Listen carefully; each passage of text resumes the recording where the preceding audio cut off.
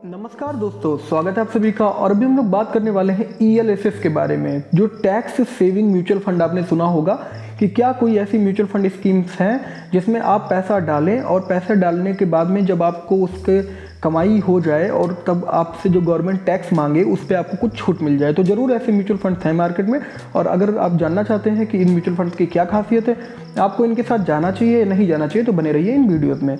तो फ्रेंड्स, अब हम लोग बात करने वाले हैं ELSS के बारे में। तो इसकी खासियत क्या है? सीधी बात, सेक्शन 80C के तहत 1.5 लाख तक का टैक्स पे आपको छूट मिल जाएगा। मतलब कि आपने जो इन्वेस्टमेंट की, मान लीजिए अगर आपने इन्वेस्टमेंट की और आपने 10 लाख रुपया कमाया उसके थ्रू, तो आपके 10 लाख रुपए पे जो टैक्स लगने वाला था उस पर जो भी टैक्स लगने वाला था, मान लीजिए अगर 30% टैक्स लगने वाला था तो आपका टैक्स लगने वाला था 3 लाख। तो इसमें आपके हाथ में बचते केवल 7 लाख। लेकिन ऐसे म्यूचुअल फंड्स के केस में आपका 1.5 लाख तक का टैक्स पे छूट मिल जाएगा। तो आपका 7 लाख प्लस 1.5 लाख जो टैक्स पे छूट मिली, अब आपको बचने वाले हैं 8.5 लाख उसी 10 लाख पे। तो ये खासियत होती है ELSS म्यूचुअल फंड की, क्योंकि भाई टैक्स पे छूट है तो बेहतरीन तो है ही। अब बात करते हैं इन म्यूचुअल फंड्स में रिटर्न्स आपको कैसे मिल जाते हैं।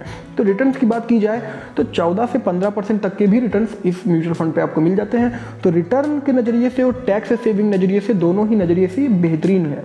अब इसके आगे हम लोग बात करते हैं कि जो ELSS म्यूचुअल फंड है, इसमें आप लिक्विडिटी कैसी पाते हैं। मतलब आप क्या इतना फ्री हैं कि आपने आज पैसा डाला और कल निकाल लें। तो फ्रेंड्स, ऐसा सीन नहीं होता है। जनरली 3 साल तक का लॉक इन पीरियड आपको दे दिया जाता है। मतलब 3 साल तक का लॉक इन पीरियड होता है। अब 3 साल तक के लॉक इन पीरियड को क्यों रखा जाता है और इसके क्या बेनिफिट्स है, इसको आप समझिए। 3 साल तक के लॉक इन पीरियड को रखा इसलिए जाता है क्योंकि आपके जो उतार चढ़ाव है उनसे आपका जो पेशेंस है वो बना रहे। पहली बात तो मैं ये मानता हूँ।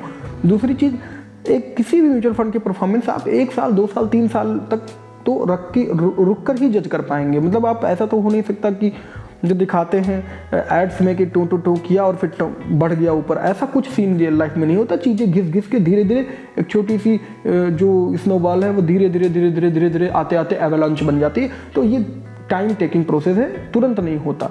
तो 3 साल का लॉक इन पीरियड है। अब इसका फ़ायदा क्या है? जनरली आप किसी भी म्यूचुअल फंड्स में अगर आप इन्वेस्ट करते हो, तब आप अगर पैसा अपना निकालते हो तो आपको लगता है एग्जिट लोड।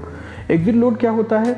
ये 1, 2, 3%, 4% जो भी आपका फंड मैनेजर है, जो भी आपकी एमसीज हैं, जो भी आपका म्यूचुअल फंड है, वहाँ से आप जब उसको निकालते हो तो उतने का एग्जिट लोड कट जाता है। जैसे कि अगर आपका एग्जिट लोड 2% का है और आपकी इन्वेस्टमेंट 100 है और आपने गेन किया 110, तो 110 का 2% जब आप उसे निकालोगे तो 2% आपका एग्जिट लोड के रूप में काट लिया जाएगा। ऊपर से टैक्स भी कटेगा, तो टैक्स प्लस एग्जिट लोड आपका कटता है। इस केस में क्या है, टैक्स पे तो 1.5 लाख तक की छूट है ही। उसके बाद में जो आपका एग्जिट लोड है, मान लीजिए ये 100 रुपये के केस में कम है, लेकिन अगर आपका इन्वेस्टमेंट 1 करोड़ है, तब अगर आपसे 3% या 2% या 1% एग्जिट लोड ले लिया गया तो वो 2-3 लाख रुपया अमाउंट हुआ और टैक्स को जोड़ के बहुत ज़्यादा अमाउंट हो गया। तो उस केस में आपको एक 4 से 5% तक की छूट इसमें एग्जिट लोड और टैक्स माफ़ी से मिल जाती है। उसके बाद में बात करते हैं कि एक्सपेंस रेशियो का क्या है सिस्टम। देखो, एक्सपेंस रेशियो में क्या होता है कि जब भी आप पैसा डालते हो तो आपका जो इन्वेस्टमेंट है उससे कुछ परसेंटेज का जो अमाउंट है वो काट लिया जाता है एज अ एक्सपेंस रेशियो। वो एक्सपेंस रेशियो क्या है? देखिए भैया, अगर आपका पैसा हम मैनेज कर रहे हैं तो कुछ ना कुछ फ्री में तो देंगे नहीं। आपके पैसे से कुछ अंश लेकर ही हमारा भी घर चलेगा। तो ऐसे होता है सिस्टम कि आपने कुछ इन्वेस्टमेंट डाली तो उसका 1, 2, 3% जो भी है वो काट लिया गया एज अ एक्सपेंस रेशियो, और निकालते टाइम उसका 1, 2, 3% काट दिया गया एज अ एग्जिट लोड। तो इस केस में एक्सपेंस रेशियो तो पड़ेगा लेकिन एग्जिट लोड पे छूट है। तो फ्रेंड्स, अब क्या आपको ELSS फंड्स के साथ जाना चाहिए या नहीं जाना चाहिए? तो फ्रेंड्स, मेरा तो मानना है कि इस म्यूचुअल फंड के साथ आप बिल्कुल जाना चाहिए। मैं वीडियोस में जो म्यूचुअल फंड सही नहीं है उसको मैं डायरेक्ट सही नहीं बोल देता हूँ, और जो सही है वो मैं सही बोलता हूँ। इसके जो मेजर बेनिफिट्स हैं वो क्या है? पहली बात तो टैक्स पे 1.5 लाख तक की छूट बेहतरीन है यार। 1.5 लाख रुपया का पड़ा मिलेगा, छोड़ दोगे यार। टैक्स पे छूट मिल गई 1.5 लाख, अच्छा खासा एक छोटा मोटा बाइक आ सकता है सुंदर। तो 1.5 लाख तक का टैक्स पे छूट वो बेहतरीन है। दूसरा पॉइंट, अगर हम लोग बात करें ELSS म्यूचुअल फंड की, तो एग्जिट लोड नहीं पड़ना है भाई। एग्जिट लोड 1, 2%, 3% भी बहुत ज़्यादा होता है। अगर आपका इन्वेस्टमेंट 1 करोड़ 10 करोड़ है, तब आपका यही लोड जाके बहुत बड़ा मेजर चेंज ला सकता है। तो इस केस में आप जो है एग्जिट लोड से भी बच जाते हैं। तीसरी चीज़ की बात करें, रिटर्न। देखो, रिटर्न्स तो 14 से 15% तक के हैं। तो रिटर्न्स के लिए तो आप निश्चिंत रहिए, रिटर्न्स तो बेहतरीन है as compare to other instruments जो मार्केट में अवेलेबल हैं। अब हम लोग बात करते हैं क्यों नहीं करना चाहिए। दोस्तों, अगर आप म्यूचुअल फंड में इन्वेस्ट करना चाह रहे हो तो आप हमेशा दिमाग में याद रखना कि जितना रिस्क उतना रिटर्न।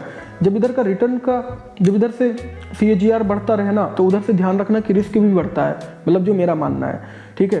तो रिस्क ही बढ़ेगा तभी आपका GR बढ़ेगा, क्योंकि जो आपको 14 से 15% तक का रिटर्न दे देगा वो पैसे को आपके कहाँ इन्वेस्ट कर देगा? क्या बहुत बड़ी कंपनी में? भाई बहुत बड़ी कंपनी मार्केट में हाथी की तरह होती हैं, धीरे धीरे चलती हैं, तो वहाँ पे डालने पे तो आपका पैसा बहुत तेज बढ़ नहीं जाएगा कि आपने कोई फंड मैनेजर ने किसी बहुत बड़ी कंपनी में पैसा डाला और वो बढ़ गया।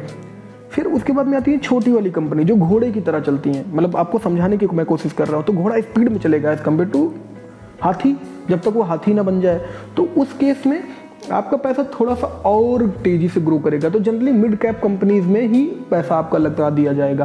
तो इस केस में भाई क्योंकि मिड कैप कंपनी है तो आप तो कंपनीज का हाल जानते हो, तो अगर वहाँ पे कोई कंपनी डूबी जहाँ पे आपके फंड मैनेजर ने आपका पैसा लगाया था, तो उसका जो इफेक्ट है वो डायरेक्ट आपके पोर्टफोलियो में देखने को मिलेगा।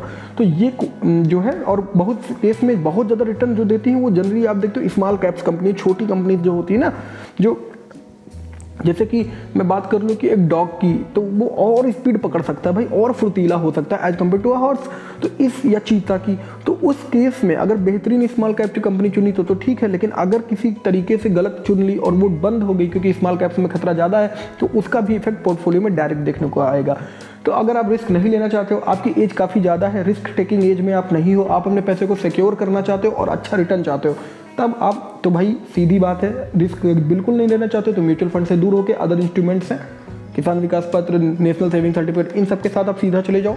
लेकिन अगर आप थोड़ा सा रिस्क लेके एक बहुत ही हाई रिटर्न, लगभग डबल का रिटर्न लेना चाहते हो, तो उस केस में आप म्यूचुअल फंड्स के साथ रहो। तो इसी के साथ हम लोग अंत करते हैं वीडियो की और इस वीडियो की। और इसमें आपको मैं और बता दूं कि म्यूचुअल फंड में कभी भी आप इन्वेस्ट करना चाहते हो तो याद रखना दिमाग में कि इतना रिटर्न जो दिखाया जा रहा है उसके साथ रिस्क भी है। ओके, तो बाय बाय फ्रेंड्स।